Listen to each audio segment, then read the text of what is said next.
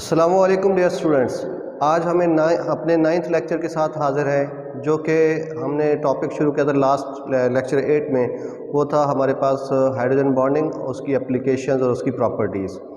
तो उसी को हम कंटिन्यू कर रहे हैं। आज हमारा उस हिस्से का दूसरा लेक्चर है और इस लेक्चर में आज हमने जो डिस्कस करना है वो एक तो स्ट्रक्चर ऑफ आइस को डिस्कस करना है, दूसरा how hydrogen bond effect the solubility of the compounds, यानी ऐसे कंपाउंड जिसमें हाइड्रोजन बॉन्डिंग होती है तो उनका सॉलिबिलिटी के ऊपर क्या इफेक्ट होता है, एक ये देखना है। दूसरा हमने स्ट्रक्चर ऑफ आइस, उसमें हाइड्रोजन बॉन्डिंग का क्या किरदार है वो हमने स्टडी करना है। आज के दो टॉपिक यानी स्ट्रक्चर ऑफ आइस को स्टडी करना है और solubility of the hydrogen bonded molecules, ये दो टॉपिक्स हैं, इनको हमने डिस्कस करना है। इंशाल्लाह सारे सवाल इसमें शॉर्ट क्वेश्चन भी बता देंगे आपको और इसमें जो लॉन्ग क्वेश्चन बनता है वो भी बता देंगे जी। सबसे पहले जी हम आते हैं solubility of hydrogen bonded molecules, यानी हमारे पास ऐसे कंपाउंड्स जिनके अंदर हाइड्रोजन बॉन्डिंग है, जैसे कि मेरे पास है बेटा ROH, इसको हम अल्कोहल कहते हैं, अल्कोहल। इसी तरह हमारे पास एक और कंपाउंड है जिसको हम कहते हैं कार्बोक्सिलिक एसिड्स, जिसकी स्ट्रक्चर हमारे पास ये है। इसी तरह हम एक और कंपाउंड भी डिस्कस करेंगे, हाइड्रोकार्बन्स, उसकी भी सॉल्युबिलिटी को देखेंगे जी। हाइड्रोकार्बन्स यानी हम R की बात करेंगे। R के अलावा अगर मैं कह दूं कि आपको CH4, CH3 और CH3, ये हाइड्रोकार्बन्स, इनकी हम बात करेंगे जी। अच्छा जी, देखें बेटा, हमारे पास अल्कोहल है। अल्कोहल की स्ट्रक्चर हमें बता रही है कि यहाँ पे हमारे पास एक साइड पे ये जो है R, ये अल्काइल ग्रुप है।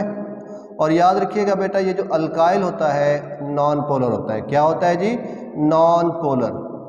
तो ये तो नॉन पोलर मॉलिक्यूल हो गया, जबकि ये एंड क्या है? पोलर है। ये पोलर एंड है और ये वाला कौन सा है? नॉन पोलर एंड है। अब पोलर एंड को गौर से देखें तो यहाँ पे आपको नज़र आ रहा है O और H। इसका मतलब O जो है वो हाईली इलेक्ट्रोनेगेटिव है, इलेक्ट्रॉन को अपनी तरफ विड्रॉ करेगा, पार्शियल नेगेटिव चार्ज क्रिएट करेगा, और हाइड्रोजन से अट्रैक्ट करेगा तो इसके ऊपर पार्शियल पॉजिटिव चार्ज क्रिएट होगा। इसका मतलब है अल्कोहल की एक साइड पे पोलैरिटी क्रिएट होगी, ऑक्सीजन पे नेगेटिव और हाइड्रोजन पे पॉजिटिव। अब जब कोई दूसरा मॉलिक्यूल इसके साथ आएगा, जैसे कि अल्कोहल फिर आ रही है इसके सामने और इसका भी क्या है बेटा? O और H पॉजिटिव है और ऑक्सीजन क्या है? नेगेटिव है, और इस साइड पे क्या लगा हुआ है? R। तो अब इस H के साथ और O के दरमियान, क्योंकि H क्या है? इलेक्ट्रोपॉजिटिव है और O क्या है? हमारे पास हाईली इलेक्ट्रोनेगेटिव एलिमेंट है। तो इनके दरमियान फोर्स ऑफ अट्रैक्शन होगी, और ये फोर्स ऑफ अट्रैक्शन किस क्या होगी? Hydrogen bond. तो इसका मतलब अल्कोहल के अंदर हाइड्रोजन बॉन्डिंग मौजूद है। अल्कोहल के अंदर हाइड्रोजन बॉन्डिंग मौजूद है, किसके दरमियान? H पॉजिटिव और O नेगेटिव के दरमियान। ऑक्सीजन इलेक्ट्रोनेगेटिव है तो इसके दरमियान, और H इलेक्ट्रोपॉजिटिव है तो इसके दरमियान एक फोर्स होगी, उसको हाइड्रोजन बॉन्ड कहेंगे। सॉल्युबिलिटी की बात करें तो क्या अल्कोहल पानी में सॉल्युबल है? बिल्कुल जी सॉल्युबल है। हम कहते होते हैं, यहाँ पे एक शॉर्ट क्वेश्चन भी बनता होता है, alcohol and water are soluble to each other in all proportions. पानी और अल्कोहल किसी भी रेशो के हिसाब से एक दूसरे के अंदर क्या हो जाते हैं? हाल पजीर हो जाते हैं। तो रीज़न क्या है? तो रीज़न वही है, हाइड्रोजन बॉन्डिंग। कैसे? अब देखिएगा बेटा, मैं थोड़ी सी स्ट्रक्चर यहाँ पे ड्रॉ करने की कोशिश करता हूँ। हमारे पास है R, O और H। तो हमारे पास ये क्या है? ऑक्सीजन है जिसके ऊपर नेगेटिव है, और पानी का एक मॉलिक्यूल जिसमें H के ऊपर क्या है? पॉजिटिव है, और इस ऑक्सीजन के ऊपर नेगेटिव है, इस H के ऊपर पॉजिटिव है। तो इस नेगेटिव ऑक्सीजन और पॉजिटिव हाइड्रोजन के दरमियान अब एक फोर्स ऑफ अट्रैक्शन बिल्ट हो रही है। ये force of attraction, this is called hydrogen bond. तो इसका मतलब है अल्कोहल पानी में हल हो जाएगी, किसकी वजह से? हाइड्रोजन बॉन्ड की वजह से। हालांकि अल्कोहल ऑर्गेनिक है और पानी इनऑर्गेनिक है, तो एक ऑर्गेनिक एक इनऑर्गेनिक रूल के मुताबिक, जो हमने रूल पढ़ा हुआ है, लाइक डिजॉल्व्स लाइक, एक जैसी चीज़ें एक जैसी चीज़ों को अपने अंदर हल करती हैं। तो यहाँ पे ऐसा नहीं हो रहा। अल्कोहल ऑर्गेनिक है और वाटर जो है इनऑर्गेनिक है, तो रूल के मुताबिक इनको हल नहीं होना चाहिए। लेकिन पानी इस अल्कोहल को भी अपने अंदर हल कर रहा है, शराब को भी अपने अंदर हल कर रहा है, अल्कोहल को, तो उसकी वजह सिंपल और सिंपल क्या है, हाइड्रोजन बॉन्डिंग। इसका मतलब जो अल्कोहल जो आमतौर पे जिसके लिए लफ्ज़ मुस्तामिल है वो है शराब, वो इसके अंदर क्यों हल हो रहा है, हाइड्रोजन बॉन्डिंग की वजह से। इसीलिए आप 95% वाटर लें और 5% अल्कोहल लें तो भी हल हो जाएगा, या इसको रिवर्स कर लें, 95% क्या ले लें, अल्कोहल ले लें और 5% वाटर ले लें, तब भी हल हो जाएगा। इसीलिए यहाँ पे शॉर्ट क्वेश्चन क्या बना, शॉर्ट क्वेश्चन में थोड़ा सा यहाँ पे बेटा लिख देता हूँ, वो शॉर्ट क्वेश्चन ये है, वाटर एंड अल्कोहल, पानी और अल्कोहल आर सॉल्युबल, ये सॉल्युबल है, टू ईच अदर, एक दूसरे में, in all proportion, in all proportion, हर निस्बत से, हर शरह से ये एक दूसरे में क्या है, सॉल्युबल है। तो ये एक शॉर्ट क्वेश्चन इस टॉपिक से हो गया जी। फिर आ जाते हैं RCOOH। बेटा ये क्लास ऑफ कंपाउंड को कहा जाता है कार्बोक्सिलिक एसिड्स। क्या कहा जाता है जी, कार्बोक्सिलिक एसिड। और कार्बोक्सिलिक एसिड को हम ऑर्गेनिक एसिड भी कहते हैं। क्या जी, ऑर्गेनिक एसिड। तो इसका मतलब है ये भी ऑर्गेनिक हुआ, तो पानी में इसको भी हल नहीं होना चाहिए क्योंकि पानी इनऑर्गेनिक है। आम सी मिसाल कौन सी है कार्बोक्सिलिक एसिड की, तो हम कहते हैं जी आम सी मिसाल है acetic acid, CH3C double bond OOH, जिसका हम सोल्यूशन लेते हैं तो हम कंपाउंड बनाते होते हैं सिरका। तो सिरका घर में इस्तेमाल होता है, आम सी चीज़ है, चावलों में, अचार में, सीजनिंग के लिए इसको इस्तेमाल करते होते हैं, टेस्ट के लिए इसको इस्तेमाल किया जाता है सिरके को। तो ये जो सिरका है आपने देखा होगा वाटर सॉल्युबल है। सिरका क्या है जी, वाटर सॉल्युबल है, पानी में हल पजीर है। वजह जी इसलिए कि यहाँ पे अगेन एस्टिक एसिड या कार्बोक्सिलिक, एस्टिक एसिड का जो फंक्शनल ग्रुप है कार्बोक्सिलिक ग्रुप, वो पानी के साथ क्या बना रहा है, हाइड्रोजन बॉन्ड। इसका मतलब है अगरचे सिरका ऑर्गेनिक एसिड है, ऑर्गेनिक कंपाउंड है, लेकिन क्योंकि हाइड्रोजन बॉन्ड बनाता है पानी के साथ, इसलिए पानी में क्या हो जाता है जी, हल पजीर हो जाता है। अब ये बात याद रखिएगा, अल्कोहल हो या कार्बोक्सिलिक एसिड हो, ये R है अल्काइल ग्रुप, कार्बन की लंबी चेन है। ये बात याद रखिएगा, जहन में बिठा लीजिएगा। जैसे जैसे R, चाहे वो अल्कोहल हो चाहे कार्बोक्सिलिक एसिड हो, R बढ़ता जाएगा, यानी नंबर ऑफ कार्बन्स बढ़ते जाएंगे अल्काइल ग्रुप के, सॉल्युबिलिटी क्या होती जाएगी, कम होती जाएगी। याद रखिएगा, नंबर ऑफ R यानी कार्बन्स की तादाद, चाहे वो कार्बोक्सिलिक एसिड हो चाहे वो अल्कोहल है, इन दोनों में जब जब कार्बन बढ़ते जाएंगे तो इनकी हल पजीरी, सॉल्युबिलिटी क्या होती जाएगी, कम होती जाएगी। इसका मतलब लोअर अल्कोहल और लोअर कार्बोक्सिलिक एसिड पानी में क्या होंगे, हाइड्रोजन बॉन्डिंग की वजह से सॉल्युबल होंगे, लेकिन क्योंकि अल्कोहल के अंदर और कार्बोक्सिलिक एसिड के अंदर R बढ़ जाएंगे तो R की वजह से हाइड्रोजन बॉन्ड बनाने की सलाहियत कम हो जाएगी और इन दोनों की सॉल्युबिलिटी क्या हो जाएगी, कम हो जाएगी। ये बात जहन में याद रखनी है कि सॉल्युबिलिटी पे इफेक्ट करेगा R। हालांकि हाइड्रोजन बॉन्ड है लेकिन R क्या कर रहा है, हाइड्रोजन बॉन्ड बनाने की सलाहियत को कम कर रहा है जब उसकी तादाद बढ़ रही है। ठीक हो गया जी। अच्छा जी, तो हम यहाँ पे स्ट्रक्चर दिखा लेते हैं। देखिए मेरा बेटा, यहाँ पे हमारे पास O और H था, तो वाटर में क्या है मेरा बेटा, HOH। इसका मतलब है इसका ऑक्सीजन जो कि इलेक्ट्रोनेगेटिव है, इसके हाइड्रोजन के साथ क्या करेगा, इसी तरह इसका हाइड्रोजन जो कि इलेक्ट्रोपॉजिटिव है, वाटर के ऑक्सीजन के साथ क्या कर लेगा, हाइड्रोजन बॉन्ड। तो इस तरह से यहाँ पे क्या बन रहा है, हाइड्रोजन बॉन्ड। तो हाइड्रोजन बॉन्ड की वजह से कार्बोक्सिलिक एसिड क्या हो जाएगा, पानी में सॉल्युबल हो जाएगा। लेकिन अगेन फिर मैं दोबारा रिपीट कर रहा हूँ, lower carboxylic acid, lower alcohol और water soluble, not the bigger. अगर आप ज्यादा का अल्काइल ग्रुप वाले लेंगे तो these are not soluble. As the number of alkyl groups, number of carbon increases, solubility will decreases. अच्छा जी, उसके बाद हम बात करते हैं सॉल्युबिलिटी ऑफ हाइड्रोकार्बन की। देखिए बेटा, हाइड्रोकार्बन में है मीथेन, तो इसका मतलब है नॉन पोलर। क्या होगा, नॉन पोलर। इथेन, ये भी क्या है, नॉन पोलर। और जिसके अंदर हम हल करने जा रहे हैं H2O, वो क्या है, पोलर। तो ये बेटा उसूल है कि कभी नॉन पोलर पोलर में हल नहीं होता, क्योंकि जितने भी अल्केन्स होंगे नॉन पोलर होंगे और पानी क्या होगा, पोलर होगा, तो नॉन पोलर और पोलर हल नहीं होते। अगेन वही रूल, लाइक डिजॉल्व्स लाइक। अब आप कहते हैं सर ऊपर भी तो ऐसे ही था कि वो ऑर्गेनिक थे और वो इनऑर्गेनिक थे, लेकिन वो तो हल हो गए थे। तो यहाँ पे हाइड्रोजन बॉन्ड थी, और हाइड्रोजन बॉन्ड क्यों मौजूद बन रहा था? क्योंकि वहाँ पे ऑक्सीजन मौजूद था जो कि हाइड्रोजन बॉन्ड बनाने की सलाहियत रखता था। लेकिन हाइड्रोकार्बन के अंदर ऐसा कोई इलेक्ट्रोनेगेटिव एलिमेंट नहीं है जो कि यहाँ पे पोलैरिटी क्रिएट करे और उसकी वजह से हाइड्रोजन बॉन्ड बने।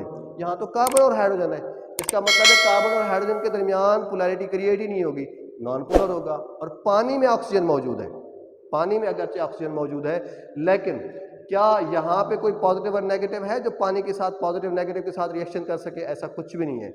इस वजह से इसकी नॉन पोलैरिटी की वजह से ये पानी में कभी भी हल नहीं होगा। यहाँ से हमने सीखा अगर ऑर्गेनिक कंपाउंड है और उसमें हाइड्रोजन बॉन्ड बनाने की सलाहियत है तो सॉल्युबल, और अगर ऑर्गेनिक कंपाउंड है और उसमें पोलैरिटी नहीं है, हाइड्रोजन बॉन्ड नहीं बना रहे, तो वो क्या होंगे? इनसॉल्युबल होंगे। दैट्स वाई हमारे पास हाइड्रोकार्बन, खासतौर पे अल्केन्स, ये क्या होते हैं? इनसॉल्युबल होते हैं। अल्कीन्स ये क्या होते हैं? इनसॉल्युबल होते हैं, क्योंकि ये नॉन पोलर होते हैं।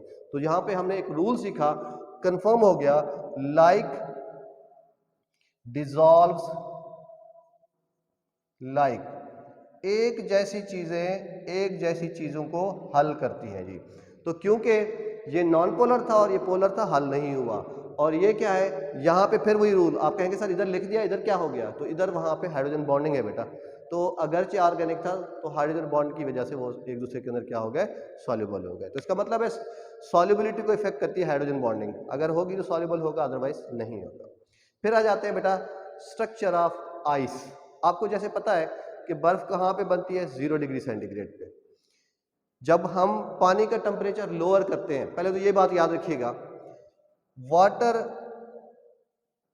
इन लिक्विड फॉर्म, जब पानी लिक्विड फॉर्म में होता है तो क्या रखता है? Has tetrahedral arrangement, tetrahedral arrangement, इसमें टेट्राहेड्रल अरेंजमेंट होती है जैसे कि आपको नजर आ रही है। और देख रहे हैं आप कि पानी का एक मॉलिक्यूल जिसमें ऑक्सीजन सेंटर में है और इसके साथ 2 हाइड्रोजन है जो कि पार्शियल पॉजिटिव है और ये भी पार्शियल पॉजिटिव है। तो एक पानी का मॉलिक्यूल 4 जगह पे हाइड्रोजन बॉन्ड बना रहा है। यहां से पानी के दूसरे मॉलिक्यूल के ऑक्सीजन के साथ हाइड्रोजन बॉन्ड बना रहा है, यहां से भी पानी के दूसरे मॉलिक्यूल के ऑक्सीजन के साथ हाइड्रोजन बॉन्ड बना रहा है, और यहां पे ऑक्सीजन के साथ पानी का दूसरा मॉलिक्यूल वो भी हाइड्रोजन के साथ कोऑर्डिनेशन कर रहा है, और यहाँ पे भी पानी का हाइड्रोजन जो है वो ऑक्सीजन के साथ कोऑर्डिनेशन कर रहा है। तो इसका मतलब ये हुआ पानी का एक मॉलिक्यूल 4 हाइड्रोजन बॉन्ड बना रहा है, 1 2 3 4। अब इस अरेंजमेंट को देखें तो ये हमारे पास अरेंजमेंट क्या आ रही है? टेट्राहेड्रल आ रही है। इसका मतलब है पानी लिक्विड फॉर्म में क्या होगा? टेट्राहेड्रल अरेंजमेंट होगा, यानी टेट्राहेड्रली अरेंज होगा। अच्छा, तो जब ये अरेंज होगा तो इसका मतलब है हम यूं भी कह सकते हैं वाटर मॉलिक्यूल्स, पानी के जो मॉलिक्यूल्स हैं आर स्ट्रांगली एसोसिएटेड। ये क्या होते हैं बेटा? स्ट्रांगली एसोसिएटेड होते हैं, एक दूसरे के साथ जुड़े हुए होते हैं, ठीक है जी, एसोसिएटेड। और ये भी होता है कि वाटर के मॉलिक्यूल क्या होते हैं? वाटर मॉलिक्यूल्स, पानी के जो मॉलिक्यूल्स होते हैं वो आर मोबाइल, ये हमेशा हरकत करते रहते हैं। तो इसका मतलब है पानी का मॉलिक्यूल किसी जगह पे ठहरता नहीं है। तो ये हम टेट्राहेड्रल अरेंजमेंट दिखा रहे हैं। इसका मतलब जब ये मॉलिक्यूल हरकत करेगा तो ये एसोसिएशन क्या हो जाएगी? टूट जाएगी। फिर ये दूसरी जगह पे जाएगा, दूसरे के साथ एसोसिएशन बना लेगा। इसका मतलब यहाँ पे पानी के मॉलिक्यूल की एसोसिएशन टूटती रहती हैं, ब्रेक होती रहती है और रीफॉर्म होती रहती है। यानी हरकत करते हुए ये एसोसिएशन बनती भी रहती है और टूटती भी रहती है, क्योंकि इस मॉलिक्यूल ने हरकत करनी है, दूसरी जगह चल के जाना है, फिर अगले मॉलिक्यूल के साथ क्या कर लेगा? एसोसिएशन कर लेगा, और फिर अगले के साथ फिर तोड़ के फिर तीसरे मॉलिक्यूल के साथ एसोसिएशन कर लेगा। तो फिर हम लिख देते हैं कि यहाँ पे क्या होता है? दिस एसोसिएशन, ये जो एसोसिएशन है बेटा, ब्रेक एंड रीफॉर्म, दोबारा बनती रहती है ड्यूरिंग मोशन, हरकत के दौरान बनती भी रहती है एंड टूटती भी रहती है, ब्रेक भी होती रहती है, बनती भी रहती है। अच्छा, अब क्या होगा? व्हेन टेम्परेचर, जब टेम्परेचर क्या हो जाएगा? फर्दर डिक्रीज, जब टेम्परेचर फर्दर डिक्रीज होगा up to 4 and then 4 degree centigrade and then below, तो अब मॉलिक्यूल्स क्या हो जाएंगे, H2O molecules, H2O molecules arranged regularly. अब ये तरतीब से बेटा लगना शुरू हो जाएंगे, रेगुलरली अरेंज, यानी रेगुलर अरेंजमेंट आ जाएगी, 3 डायमेंशन में इनके अरेंजमेंट आ जाएगी। सर वो कौन सी होगी? फिर मैं कहता हूं when temperature approach, when temperature, जब टेम्परेचर अप्रोच करेगा, अप्रोच टू 0 डिग्री सेंटीग्रेड और लेस, जब हम माइनस में जाएंगे या 0 पे जाएंगे, तब मॉलिक्यूल्स ऑफ वाटर अरेंज्ड, अब ये अरेंज्ड होंगे किस तरीके से बेटा, हेक्सागोनली, अरेंज्ड हेक्सागोनली। अब ये हेक्सागोनल पैकिंग में आ जाएंगे, बिल्कुल तरतीब में आ जाएंगे। यहां पे मैंने एक शक्ल बनाई है, ये शक्ल आपको पूरी सिचुएशन वाजे कर देगी। क्या है मेरा बेटा, देखें मैंने ब्लैक डॉट से जो दिखाया है ऑक्सीजन दिखाया है, यानी ये क्या है, ऑक्सीजन है, ठीक है जी। और ये जो रेड दिखाया है मैंने हाइड्रोजन दिखाया है। तो आपको पता है हाइड्रोजन का साइज छोटा होता है और ऑक्सीजन का साइज क्या होता है, बड़ा होता है। तो मैंने ब्लैक से बड़े साइज के ऑक्सीजन एटम बना दिए हैं और रेड से मैंने हाइड्रोजन एटम बना दिए हैं। अब ये देखें बेटा, आपको पता है कि पानी के मॉलिक्यूल में 2 हाइड्रोजन होते हैं और 1 ऑक्सीजन होता है। तो मैंने हर जगह पे क्या किया है, एक ऑक्सीजन के साथ 2 हाइड्रोजन लगाए हैं। एक ऑक्सीजन के साथ एक ये हो गया, एक ये हो गया, इस ऑक्सीजन के साथ एक ये हो गया, एक ये हो गया। इस तरीके से मैंने तरतीब दी है। अब इस तरतीब में देखिएगा बेटा, इसका एक ऑक्सीजन बाहर की साइड पे है और एक अंदर की साइड पे है, और इसका एक ऑक्सीजन हाइड्रोजन बाहर की साइड पे और एक हाइड्रोजन इधर अंदर साइड पे है। तो इसका ये वाला हाइड्रोजन जो है इस ऑक्सीजन के साथ क्या बनाएगा, हाइड्रोजन बॉन्ड। इसका मतलब है पानी के मॉलिक्यूल बीच में बनाते क्या जा रहे हैं, हाइड्रोजन बॉन्ड बनाते जा रहे हैं। इसी तरह ऑक्सीजन जो दूसरे हाइड्रोजन का है, वाटर का मॉलिक्यूल का है, ये इस हाइड्रोजन के साथ क्या करेगा, हाइड्रोजन बॉन्ड बनाएगा। इसी तरह ये वाला ऑक्सीजन इसके हाइड्रोजन के साथ हाइड्रोजन बॉन्ड बनाएगा और ये वाला ऑक्सीजन इसके हाइड्रोजन के साथ ये हाइड्रोजन बॉन्ड बनाएगा, और ओवरऑल स्ट्रक्चर जो बनेगी वो क्या बनेगी, हेक्सागोनल। ओवरऑल स्ट्रक्चर क्या बनेगी जी, हेक्सागोनल। तो आपने यहाँ पे देखा ये इतनी सारी यहाँ पे भी और यहाँ पे भी ये क्या बन गई है, वेकेंट स्पेसेस। क्या बन गई है बेटा, वेकेंट स्पेसेस। 3 डायमेंशन में ये वेकेंट स्पेसेस बन गई हैं। इसका मतलब ये हुआ, यहाँ पे ये साबित हुआ कि जब बर्फ बनेगी तो उसमें बहुत सारी एम्प्टी स्पेसेस आ जाएंगी, वेकेंट स्पेसेस आ जाएंगी, खाली जगह आ जाएंगी। जब खाली जगह आ जाएंगी तो इसका मतलब बर्फ खोखली हो जाएगी। बात समझ में आ रही है? तो यहाँ पे एक चीज़ मैं आपको बता रहा हूँ कि वेकेंट स्पेस की वजह से हम कहते हैं ice occupies 9% more space than water. पानी से बर्फ जो होती है 9% ज्यादा जगह घेरती है, और ऐसा ही है। आपने देखा होगा बेटा कि अगर हम किसी कटोरे में या किसी प्लास्टिक के बर्तन में, बाउल में हम क्या रखें, पानी रखें, तो आपने देखा होगा जब बर्फ बनती है तो वो जो लेवल हम छोड़ के आते हैं पानी का उससे हमेशा ज़्यादा होती है। तो ऐसा क्यों होता है? उसकी वजह ये है कि जब 0 या उससे लेस पे टेम्परेचर जाता है तो पानी के मॉलिक्यूल्स अपने आप को हेक्सागोनल तरीके से अरेंज कर लेते हैं, और जब हेक्सागोनल में आते हैं तो इनके बीच में क्या आ जाती हैं, एम्प्टी स्पेसेस आ जाती हैं, वेकेंट स्पेसेस आ जाती हैं, खाली जगह रह जाती हैं। इन खाली जगहों का इफेक्ट ये होता है कि वॉल्यूम बढ़ जाता है। जब वॉल्यूम बढ़ता है तो इसका मतलब ये हुआ कि आइस अब अपनी जगह घेर लेगी ज़्यादा 9%। और इसका एक और भी थोड़ा सा बता दूं, एक और भी शॉर्ट क्वेश्चन बन जाएगा बेटा। वो क्या होगा? वो ये होगा कि इट्स डेंसिटी डिक्रीजेस।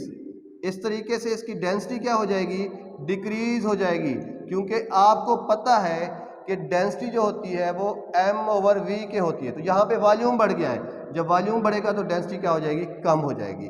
और इसी वजह से फिर एक सवाल आता है, why ice floats over water, बर्फ पानी के ऊपर क्यों तैरती है, why ice floats over water. वजह क्या होती है कि पानी की डेंसिटी क्या हो चुकी होती है, बर्फ की सूरत में कम हो जाती है। जब पानी डेंस कम हो गया और वाटर डेंस ज़्यादा हो गया तो पानी नीचे रह जाएगा, बर्फ ऊपर हो जाएगी, क्योंकि पानी की डेंसिटी वाटर से क्या हो गई है, कम। इसी वजह से हमेशा बर्फ क्या होगी, पानी में तैरेगी। एक बात ये भी सीखी और ये बात ये भी सीखी कि बर्फ़ की डेंसिटी पानी से हमेशा क्या होती है, कम होती है, क्योंकि बर्फ़ बनते ही उसके दरमियान गैप्स आ जाते हैं और उसका 9% वॉल्यूम क्या हो जाता है, बढ़ जाता है। तो वॉल्यूम का बढ़ना डेंसिटी को हमेशा क्या करता होता है, कम करता है। डेंसिटी और वॉल्यूम का रिलेशन इनवर्स रिलेशन है। तो आज के लिए बेटा यही लेक्चर है, और इससे अभी भी 2 सवाल चीज़ें और रह गई हैं, उसको इंशाल्लाह हम अपने नेक्स्ट यानी 10th लेक्चर में हम उसको डिस्कस करेंगे। तो बेटा आखिरी एक रिक्वेस्ट जो मैं हर दफ़ा ही करता होता हूँ, लाइक कीजिएगा, शेयर कीजिएगा और बेल के बटन को दबाना ना भूलिएगा। शुक्रिया। आज